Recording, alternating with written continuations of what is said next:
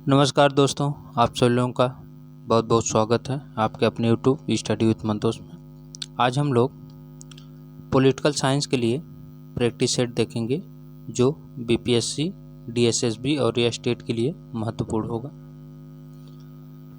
आइए शुरू करते हैं। और शुरू करने से पहले जो लोग चैनल पर नए होंगे चैनल को सब्सक्राइब कर लीजिएगा और लाइक शेयर करना मत भूलिएगा। आइए शुरू करते हैं आज का पहला क्वेश्चन।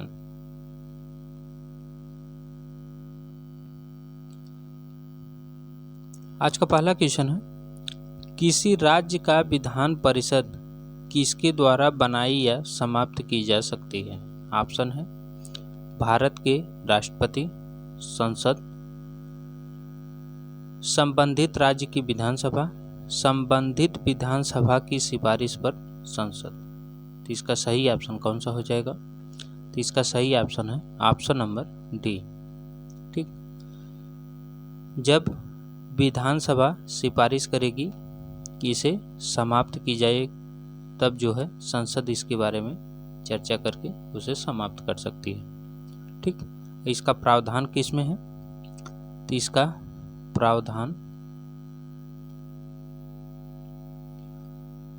अनुच्छेद 169 में है। कितने में है? अनुच्छेद 169 में। ठीक, चलिए अगला देखते हैं।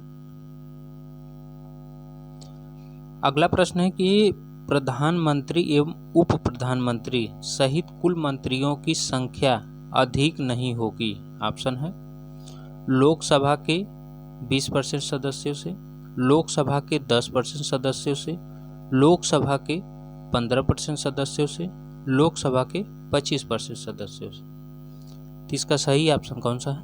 इसका सही ऑप्शन है ऑप्शन नंबर सी, लोकसभा के 15% सदस्यों से जो है अधिक नहीं होगी। ठीक, और ये तय कब किया गया? ये भी एक सीमा समय बनाई गई। कब? तो इसका बनाया गया था 91 संविधान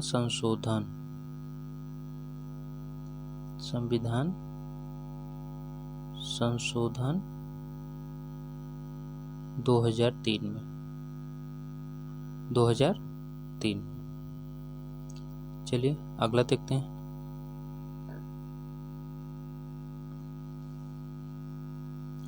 अगला प्रश्न है कि भारत के संविधान में फेडरल शब्द कहाँ वर्णित है? तो फेडरल शब्द कहाँ वर्णित है? ऑप्शन है प्रस्तावना में, भाग 3 में, कहीं भी वर्णित नहीं है, अनुच्छेद 368 में। तो इसका सही ऑप्शन कौन सा है? तो इसका सही ऑप्शन है ऑप्शन नंबर सी, फेडरल शब्द कहीं भी वर्णित नहीं है। ठीक, ये फेडरल शब्द वर्णित नहीं है। यहाँ पे वर्णित क्या है? भारतीय संघ जो है भारत राज्यों का संघ है, मतलब यहाँ पे यूनियन शब्द जो है वो वर्णित है, फेडरल शब्द वर्णित नहीं। चलिए अगला देखते हैं।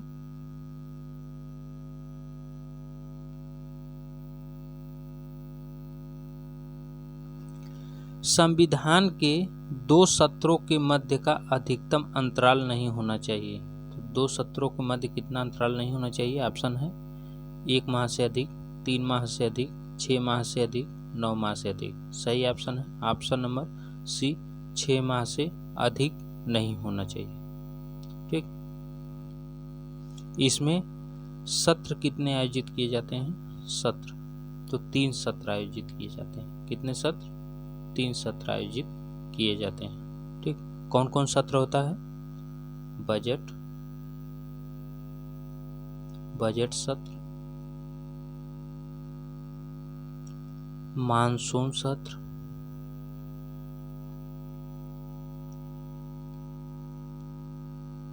और शीतकालीन सत्र।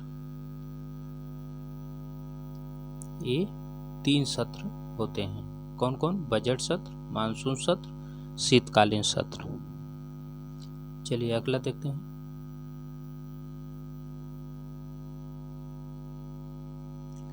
अगला है कि संविधान की मूल संरचना की अवधारणा किस वाद में प्रतिपादित की गई थी? तो कौन सा वाद था? ऑप्शन था A.K. गोपालन बनाम मद्रास राज्य 1951, गोलकनाथ बनाम पंजाब 1967, केशवानंद भारती बनाम केरल राज्य 1973, TMA पाई बनाम कर्नाटक राज्य 2002। तो इसका सही ऑप्शन कौन सा है? तो इसका सही ऑप्शन है option number C, Keshavananda Bharati बनाम केरल राज्य, जो इसी की अवधारणा पर वाद प्रतिपादित किया गया और इसी में सबसे अधिक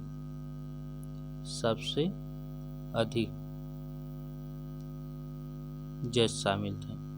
सबसे अधिक अगर पूछता है तो है केशवानंद भारती। चलिए अगला देखते हैं। अगला है कि भारत के संविधान की प्रस्तावना में समाजवादी और पंथ निरपेक्ष शब्दों का समावेशन किस वर्ष किया गया? कौन कौन शब्द? समाजवादी और पंथ निरपेक्ष, ये दोनों शब्द कब जोड़े गए थे? ऑप्शन है 1975, 1976, 1977, 1978। तो इसका सही ऑप्शन कौन सा है? इसका सही ऑप्शन है ऑप्शन नंबर बी, 1976 में जो है समाजवादी पंथ निरपेक्ष एक शब्द और जोड़ा गया था। कौन? अखंडता। ये जोड़े गए थे और ये 42वें संविधान संशोधन में हुआ था। ठीक, चलिए अगला देखते हैं। अगला प्रश्न है, जब भारतीय संविधान तैयार किया गया तब संविधान की प्रस्तावना में भारत को क्या कहा गया? ऑप्शन है संघीय लोकतांत्रिक गणराज्य, संप्रभु लोकतांत्रिक गणराज्य, संप्रभु समाजवादी पंथ निरपेक्ष लोकतांत्रिक गणराज्य, समाजवादी धर्मनिरपेक्ष। अभी मैं बताया जहाँ जहाँ पे जो है लोकतांत्रिक ये समाजवादी शब्द है उसको काट दीजिए क्योंकि ये उस समय नहीं था। ठीक, कट गया ये। जो उस समय संप्रभु शब्द लिए थे, संप्रभु जहाँ मिले, और लोकतांत्रिक गणराज्य, ये सही हो जाएगा ऑप्शन नंबर बी। ठीक, ऑप्शन नंबर बी सही हो जाएगा। चलिए अगला देखते हैं।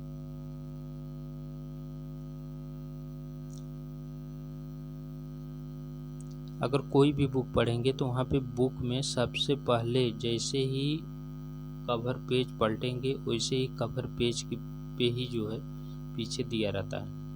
ठीक, कवर पेज, पहला कवर पेज जैसे जैसे पलटेंगे यहाँ पे आपको मिल जाएगा पूरा प्रस्तावना, हर समय वहीं पे दिया रहता है। चलिए अगला देखते हैं। भारत के किस राज्य में स्थानीय शासन के लिए अम्बुड्समैन शब्द का प्रयोग किया गया था? ऑप्शन है कर्नाटक, केरल, तमिलनाडु, राजस्थान। सही ऑप्शन है ऑप्शन नंबर बी, केरल के लिए जो है अम्बुड्समैन शब्द का प्रयोग किया गया है। यह केरल एक भारत का ऐसा राज्य है जहाँ पे स्थानीय स्वशासन के कार्यों की निगरानी के लिए ये अम्बुड्समैन जो है ये संस्था कार्यरत है। ठीक, और इसकी स्थापना कब की गई थी? इसकी स्थापना की गई थी 2000 में, सन 2000 में इसकी स्थापना की गई थी। ठीक, और इसका जो प्रमुख होता है वो कौन होता है? तो वो उच्च न्यायालय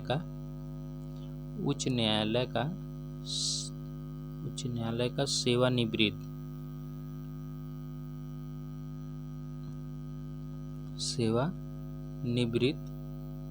न्यायाधीश होता है। अगला है, कांग्रेस पूर्ण स्वराज की घोषणा 1929 के अपने अधिवेशन में किस स्थान पर की थी? ऑप्शन है लाहौर, बम्बई, कराची, मद्रास। इसका सही ऑप्शन कौन सा है? सही ऑप्शन है ऑप्शन नंबर ए लाहौर। लाहौर में ये अधिवेशन की स्थापना के लिए की थी। कौन? कांग्रेस पूर्ण स्वराज की घोषणा। ठीक, और ये कब की थी? 31 दिसंबर को। 31 दिसंबर 1929 को की थी। ठीक, इसकी अध्यक्षता कौन किया था? ये भी पूछ लेगा। इसकी अध्यक्षता कौन किया था? तो किए थे जवाहरलाल नेहरू। कौन किए थे? जवाहरलाल नेहरू ये किए थे। ठीक, और इसी समय वो रावी तट पे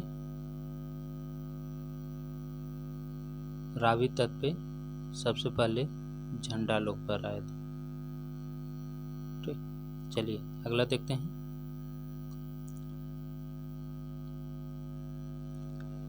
निम्नलिखित में से किसे आधुनिक मनु कहा जाता है? इसमें आधुनिक मनु कौन है? ऑप्शन है राजेंद्र प्रसाद को, BN राव को, महात्मा गांधी को, BR अम्बेडकर को। तो आधुनिक मनु BR अम्बेडकर को कहा जाता है। BR अम्बेडकर को आधुनिक मनु कहा जाता है। चलिए अगला देखते हैं। तिलक को भारतीय अशांति का जनक की संज्ञा किसने दी थी? ऑप्शन है Valentine Chirol, Wordsworth, Annie Besant. इनमें से कोई नहीं। तो इसका सही ऑप्शन है ये जो वैलेंटाइन चिरोल है, यही बोला था भारतीय अशांति का जनक किसे? तिलक को। ठीक, इनका पूरा नाम था बाल गंगाधर तिलक। चलिए अगला देखते हैं।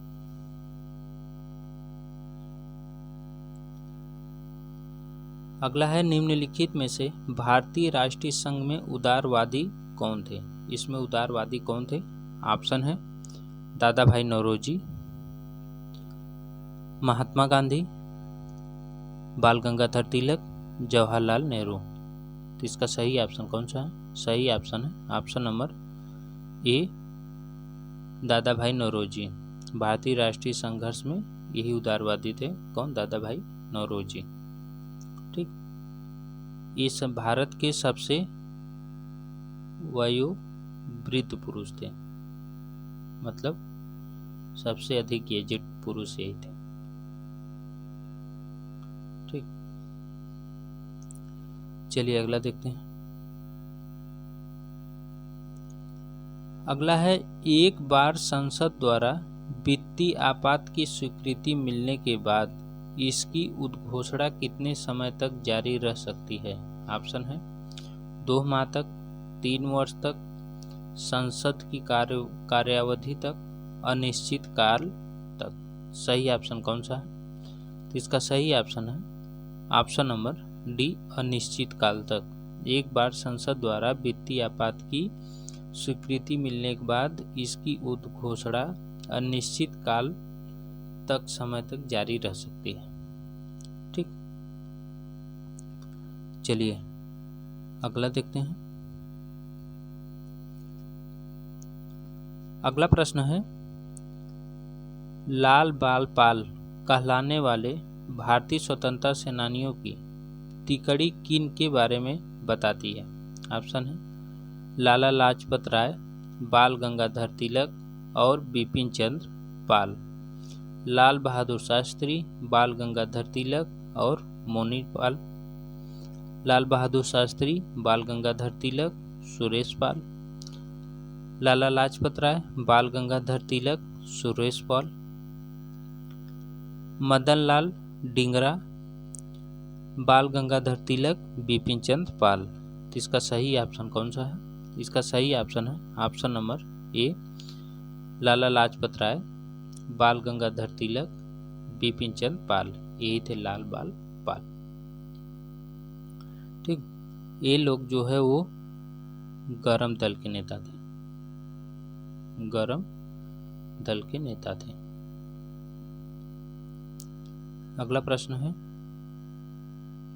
प्रश्न नंबर 15।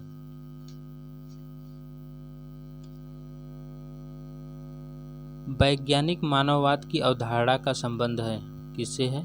ऑप्शन है अरविंद घोष, जयप्रकाश, M.N. राय, अंबेडकर।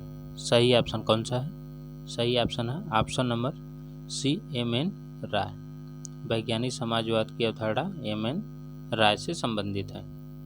चलिए अगला देखते हैं। अगला है कि अर्थशास्त्र में सरकार के कितने विभागों का उल्लेख किया गया?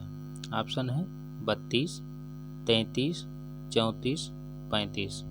सही ऑप्शन है ऑप्शन नंबर सी, 34। अर्थशास्त्र में सरकार के 34 विभागों का उल्लेख किया गया। चलिए अगला देखते हैं। कौटिल्य की षटगुण नीति में निम्न में से क्या सम्मिलित नहीं है?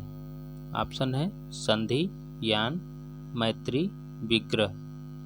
तो इसका सही ऑप्शन कौन सा है? इसका सही ऑप्शन है ऑप्शन नंबर सी, मैत्री इसमें नहीं है, बाकी और हैं। ठीक, चलिए देखिए इसमें है कौन कौन, थोड़ा सा उसके बारे में भी बात कर लेते हैं। इसमें है संधि, विग्रह, यान, आसन और संश्रय,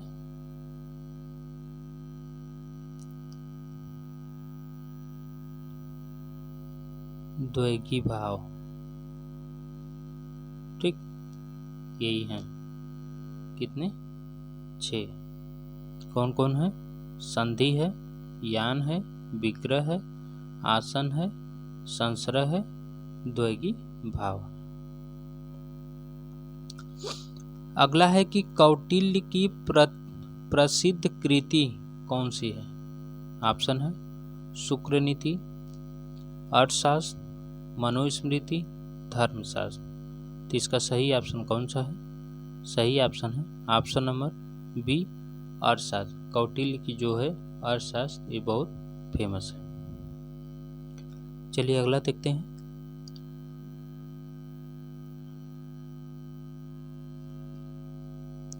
गांधी विश्वास करते थे, तो गांधी किसमें विश्वास करते थे? ऑप्शन है साध्य साधनों की उपयोगिता की पुष्टि करता है, साधन साध्य की उपयोगिता की पुष्टि करते हैं, न तो साध्य और साधनों की ओर, न ही साधन साध्य की पुष्टि करते हैं। और साधन और साध्य दोनों न्याय संगत होने चाहिए। इसका सही ऑप्शन कौन सा है? तो इसका सही ऑप्शन है ऑप्शन नंबर डी, साधन और साध्य दोनों न्याय संगत होने चाहिए। चलिए अगला देखते हैं। अगला है कि मार्क्स का कम्युनिस्ट मैनिफेस्टो प्रकाशित हुआ था। यहाँ से एक क्वेश्चन या स्टेट हो या जो है बीपीएससी हो, ये सबसे एक क्वेश्चन जरूर यहाँ से आएगा। ठीक, क्योंकि उनके टॉपिक में ये है, ये स्टेट के। तो मार्क्स का कम्युनिस्ट मैनिफेस्टो प्रकाशित हुआ था कब? ऑप्शन है 1848 में, 1856 में, 1810 में, 1860 में। इसका सही ऑप्शन है, तो इनका कम्युनिस्ट मैनिफेस्टो जो है वो आया था 1848 में।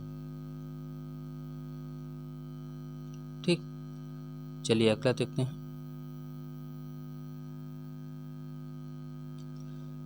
मार्क्स के अनुसार सर्वहारा की तानाशाही व्यक्त करता है। तो मार्क्स के अनुसार सर्वहारा का तानाशाही क्या व्यक्त करता है? ऑप्शन है एक अल्पकालीन राज्य को, एक आदर्श राज्य को, एक उदारवादी राज्य को, एक निरंकुश राज्य को। तो इसका सही ऑप्शन कौन सा है? तो मार्क्स के अनुसार सर्वहारा की तानाशाही व्यक्त करता है एक अल्पकालीन राज्य को। ठीक, ऑप्शन नंबर ए सही हो जाएगा। अगला है,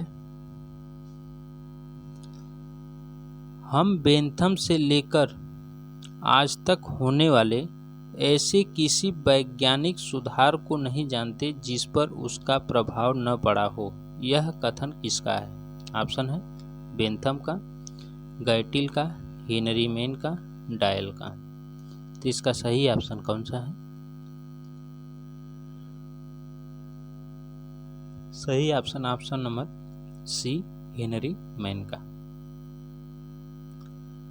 ठीक, और हेनरी मेन राज्य की उत्पत्ति के विकासवादी सिद्धांत के प्रमुख समर्थक थे। किसके? विकासवादी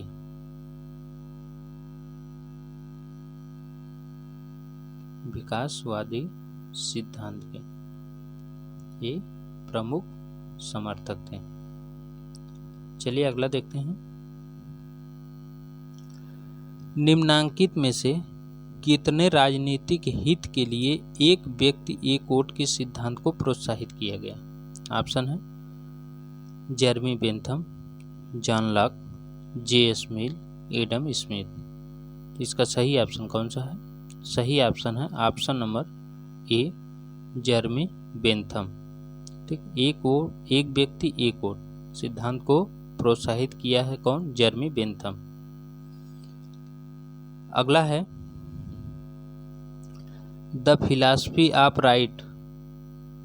द्वारा लिखी गई थी। किसके द्वारा लिखी गई है? अरस्तु, प्लेटो, हेगेल, ग्रीन। इसका सही ऑप्शन है option number C, Hegel. Hegel द्वारा लिखी गई है द फिलॉसफी ऑफ राइट। अगला है, किस विचारक ने महिला मताधिकार का प्रबल समर्थन किया? ऑप्शन है अरस्तु, लेनिन, जेरमी बेंथम, जे.एस. मिल। तो इसका सही ऑप्शन कौन सा है? तो इसका सही ऑप्शन है ऑप्शन नंबर डी, जे.एस. मिल। जे.एस. मिल जो है ये महिला मताधिकार का प्रबल समर्थक थे। ठीक, चलिए अगला देखते हैं। अगला है कि राज्य पृथ्वी पर ईश्वर की यात्रा है, यह किसने कहा था? राज्य पृथ्वी पर ईश्वर की यात्रा है किसने कहा था? ऑप्शन है Edmund Burke, Hegel, Kant, Bentham. तो इसका सही ऑप्शन कौन सा है? इसका सही ऑप्शन है ऑप्शन नंबर बी, ये हेगल कहे थे कि राज्य पृथ्वी पर ईश्वर की यात्रा है। चलिए अगला देखते हैं। निम्नलिखित में से कौन एक सामाजिक अनुबंध विचारक नहीं है? ऑप्शन है Immanuel Kant, Thomas Hobbes, John Locke, John Rawls. तो इसका सही ऑप्शन कौन सा है? सही ऑप्शन है ऑप्शन नंबर ए, इमैनुअल कांट। इमैनुअल कांट जो है ये सामाजिक अनुबंध विचारक नहीं थे। ठीक,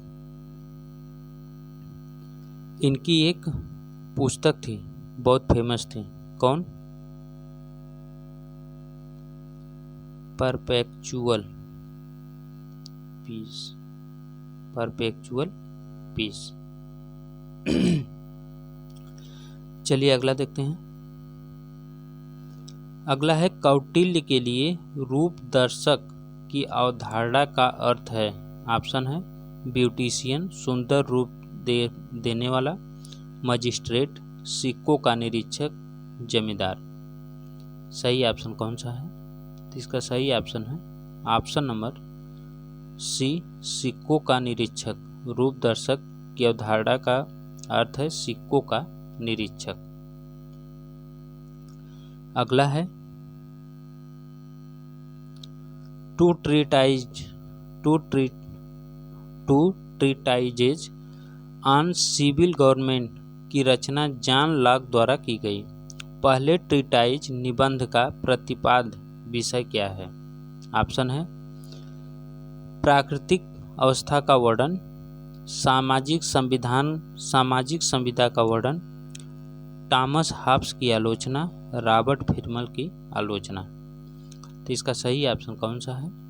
29 का सही ऑप्शन है option number D, Robert Filmer की आलोचना है।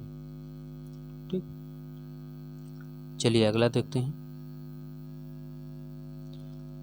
अगला है कि सामान्य इच्छा की अवधारणा, ऑप्शन है गुणात्मक अवधारणा, परिमाणात्मक अवधारणा, आंशिक रूप से गुणात्मक और आंशिक रूप से परिमाणात्मक है, न तो गुणात्मक है न ही परिमाणात्मक है।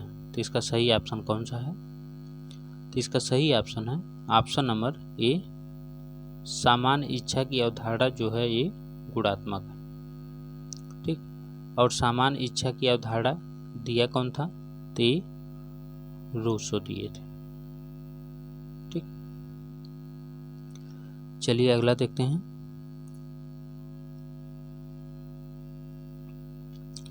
अगला है कि लाक की प्राकृतिक अवस्था थी, ऑप्शन है समाजवादी, पूर्व सामाजिक, पूर्व राजनीतिक, ऐतिहासिक। इसका सही ऑप्शन कौन सा है? ऑप्शन नंबर सी, पूर्व राजनीति। लाक की प्राकृतिक अवस्था है पूर्व राजनीतिक। अगला है लाक के समझौता सिद्धांत में पहला समझौता संपन्न होता है, ऑप्शन है लोगों में आपस में, जनता एवं समुदाय के मध्य, जनता एवं संप्रभु के मध्य, जनता एवं सरकार के मध्य। सही ऑप्शन कौन सा है? ऑप्शन नंबर ए, लोगों में आपस में। ठीक, लाक के समझौता सिद्धांत में पहला समझौता संपन्न हुआ लोगों में आपस में।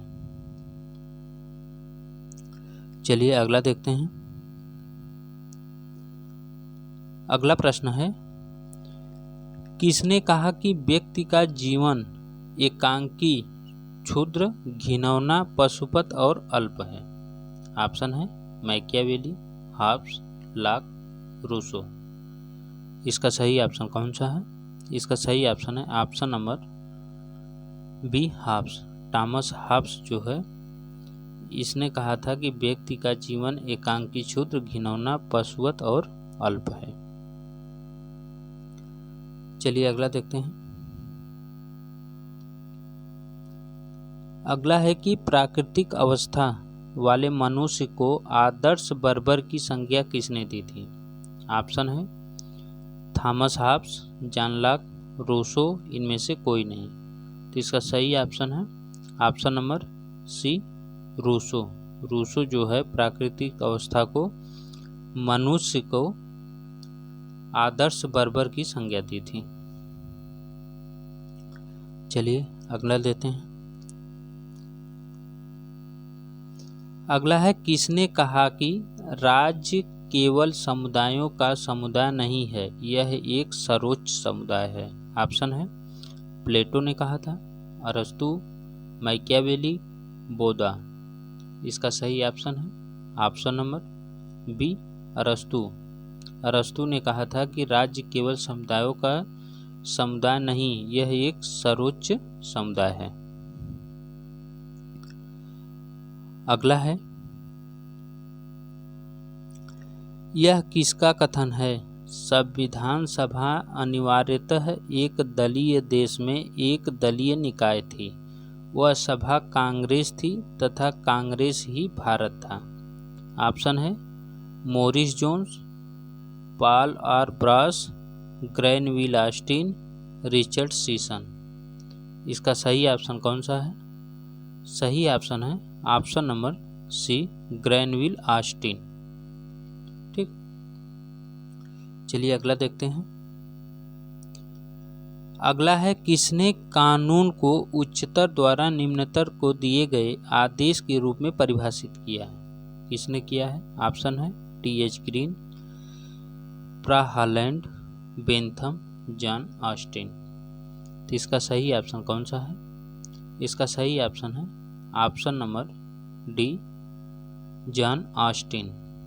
ठीक, ये जॉन ऑस्टिन का जो है कथन था, ये परिभाषित किए थे। जॉन ऑस्टिन का जो है एक रचना बहुत फेमस थी, कौन सी?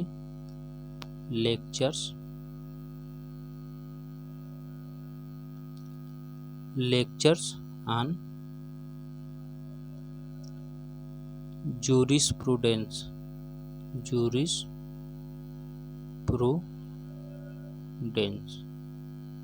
बहुत फेमस है। चलिए अगला देखते हैं। कम्युनिस्ट मैनिफेस्टो लिखा गया, ऑप्शन है एंजिल्स द्वारा, प्रोधा द्वारा, लेनिन द्वारा, कार्ल मार्क्स एवं एंजिल्स द्वारा। तो कम्युनिस्ट मैनिफेस्टो किसके द्वारा लिखा गया है? तो इसका सही ऑप्शन है option number D, Karl Marx एवं एंजिल्स द्वारा। ये प्रश्न पूछा हुआ है, शायद यह स्टेट में पूछा है, शायद कंफर्म नहीं है, किसी में पूछा था बिहार के एग्जाम में। चलिए अगला देखते हैं। अगला प्रश्न है कि मानव विवेक में आस्था निम्न में से किस विचारधारा में है? ऑप्शन है समाजवाद में, उदारवाद में, वैज्ञानिक समाजवाद में, फासीवाद में। सही ऑप्शन है ऑप्शन नंबर बी, उदारवाद में। ठीक, और ये उदारवाद का जनक किसे माना जाता है? तो लॉक को माना जाता है। किसे? लॉक को। ठीक, चलिए अगला देखते हैं।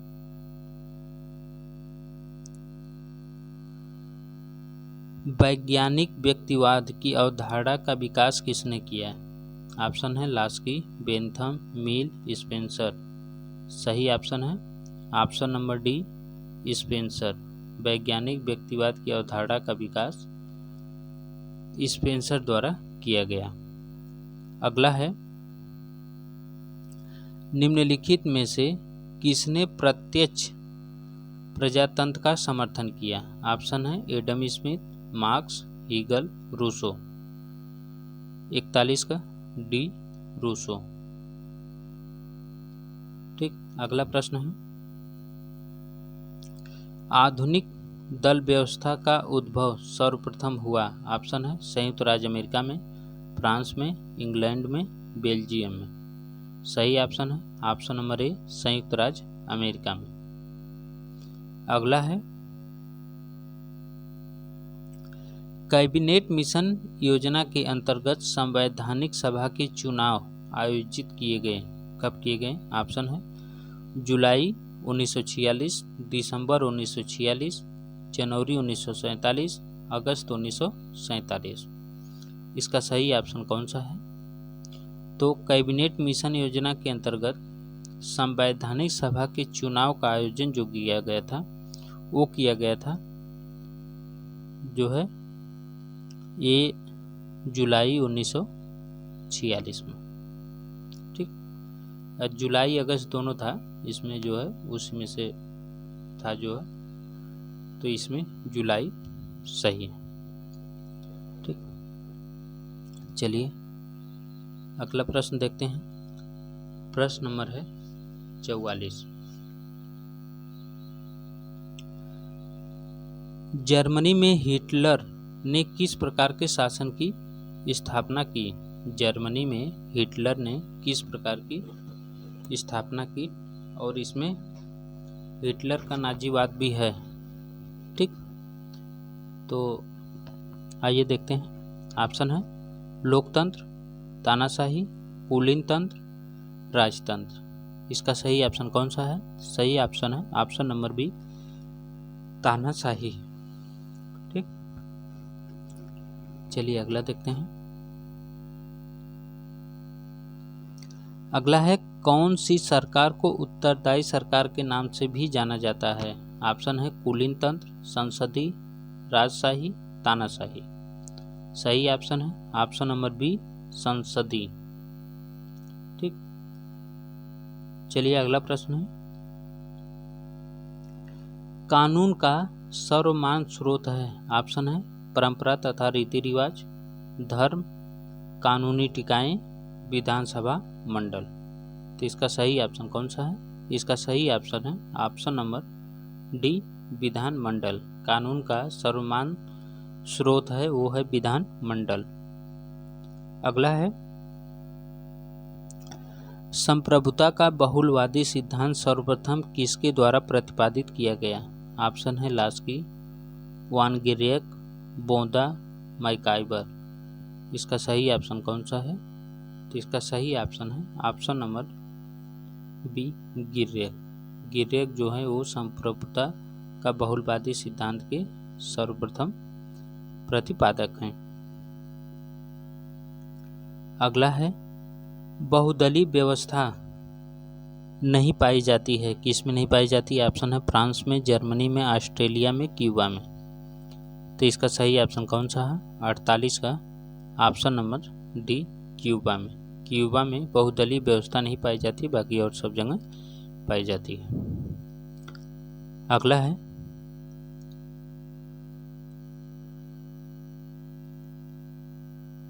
संप्रभुता के एकल सिद्धांत का प्रतिपादक कौन है?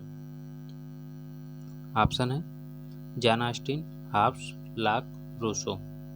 सही ऑप्शन है option number A, John Austin. John Austin जो है एकल सिद्धांत का, संप्रभुता के एकल सिद्धांत का प्रतिपादक हैं।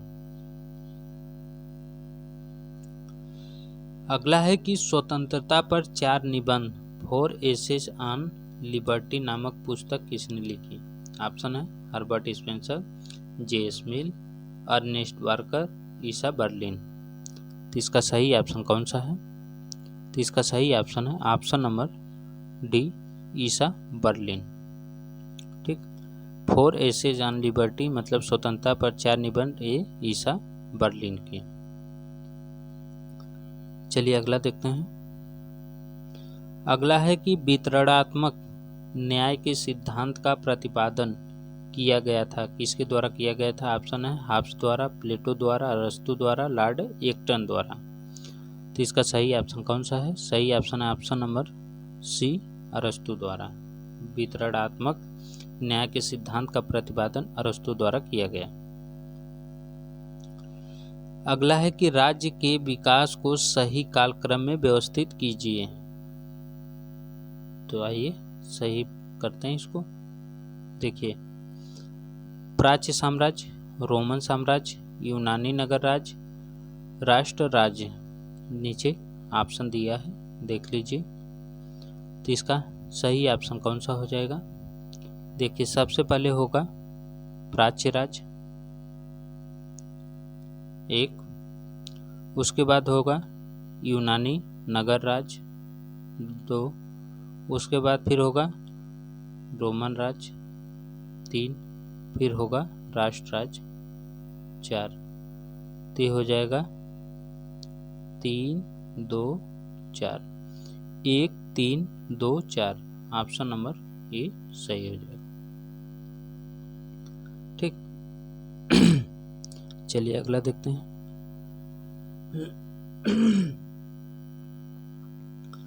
अगला है कि प्रत्येक राज्य को उसके द्वारा प्रदत्त अधिकारों से जाना जाता है। ऑप्शन है ब्राइस, बार्कर, लास्की, गार्नर। सही ऑप्शन कौन सा है? सही ऑप्शन है ऑप्शन नंबर सी, लास्की। प्रत्येक राज्य को उसके द्वारा प्रदत्त अधिकारों से जाना जाता है, ये लास्की का कथन है। अगला प्रश्न है कि सामान्य नगर राज्य की अवधारणा किससे संबंधित है? ऑप्शन है प्राचीन मिस्र, प्राचीन यूनान, प्राचीन चीन, प्राचीन भारत। इसका सही ऑप्शन है ऑप्शन नंबर बी, प्राचीन यूनान। अगला है निम्न में से किस विद्वान ने समाज को ईंट तथा राज्य को सीमेंट कहा? तो कौन कहा है समाज को ईंट तथा राज्य को cement? Asirvatham, Gilchrist, Gettell, Garner. सही ऑप्शन कौन सा है? सही ऑप्शन है ऑप्शन नंबर ए, आशीर्वादम का यह है बहुत फेमस है स्टेटमेंट। अगला है राज्य के स्वरूप के बारे में निम्नलिखित में कौन सही है? ऑप्शन है राज्य अपने में एक साध्य है, राज्य साध्य का एक साधन है। राज्य साधन और साध्य दोनों है। राज्य न साध्य है और न साधन है। तो इसका सही ऑप्शन कौन सा है? तो इसका सही ऑप्शन है ऑप्शन नंबर सी, राज्य साधन और साध्य दोनों। चलिए अगला देखते हैं। अगला है कि कौन सा तत्व राज्य की सर्वोच्च शक्ति के रूप में माना जाता है? ऑप्शन है न्यायतंत्र, क्षेत्र, जनसंख्या, संप्रभुता। सही ऑप्शन है ऑप्शन नंबर डी, संप्रभुता। ये राज्य की सर्वोच्च शक्ति के रूप में माना जाता है। एक तत्व है कौन? संप्रभुता। ठीक, चलिए अगला देखते हैं। यह किसने कहा कि कौन, क्या, कब तथा कैसे प्राप्त करता है यह राजनीति का विषय है? Lasswell, Laski, David Easton, Almond. इसका सही ऑप्शन है ऑप्शन नंबर ए, लासवेल। अगला प्रश्न है, बियॉन्ड द वेलफेयर स्टेट के लेखक कौन है? ऑप्शन है Robert Nozick, D L. Hobman, Gunnar Myrdal, John Gunther. सही ऑप्शन है option number C, Gunnar Myrdal. Beyond the welfare state के लेखक हैं गुन्नार मिडल। अगला है कि यूनेस्को ने राजनीतिक विज्ञान का क्षेत्र कब निर्धारित किया था? ऑप्शन है 1948, 1949, 1950, 1951। 60 का सही ऑप्शन है ऑप्शन नंबर डी, 1951। यूनेस्को ने राजनीतिक विज्ञान का क्षेत्र 1951 में निर्धारित किया था। चलिए अगला देखते हैं। राजनीति विज्ञान सामाजिक विज्ञान का वह अंग है जो राज्य के आधारभूत तत्वों तथा शासन के सिद्धांतों का विवेचन करता है। यह परिभाषा किसने दी थी? ऑप्शन है गार्नर, लास्की, गिलक्राइस्ट, पालजेनेट। सही ऑप्शन इसका है ऑप्शन नंबर डी, ये पालजेनेट की परिभाषा है। राजनीतिक विज्ञान सामाजिक विज्ञान का वह अंग है जो राज्य के आधारभूत तत्वों तथा शासन के सिद्धांतों का विवेचन करता है।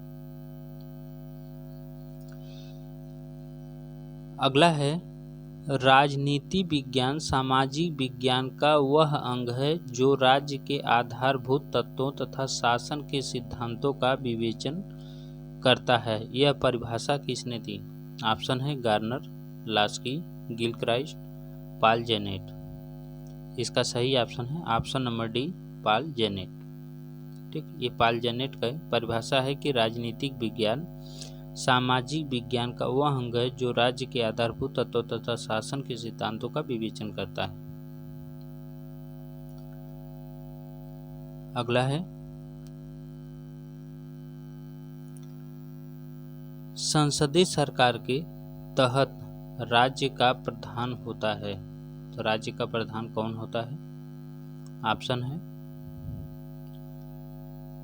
आनुवांशिक व्यक्ति, निर्वाचित प्रतिनिधि, मनोनीत व्यक्ति, संवैधानिक प्रावधान, संवैधानिक प्रधान। तो इसका सही ऑप्शन कौन सा है? संसदीय सरकार के तहत राज्य का प्रधान होता है संवैधानिक प्रधान। ऑप्शन नंबर डी सही हो जाएगा। ठीक, वास्तविक प्रधान इसका कौन होता है? या तो वो प्रधानमंत्री होगा या वो मुख्यमंत्री होगा। ठीक, अगला है, ये रहे आज के सारे प्रश्नों की श्रृंखला। ठीक, और कैसा लगा प्रश्न कमेंट बॉक्स में जरूर बताइएगा और लाइक शेयर सब्सक्राइब करना न भूलिएगा। Thank you for watching. फिर मिलेंगे नेक्स्ट वीडियो में, तब तक के लिए नमस्कार।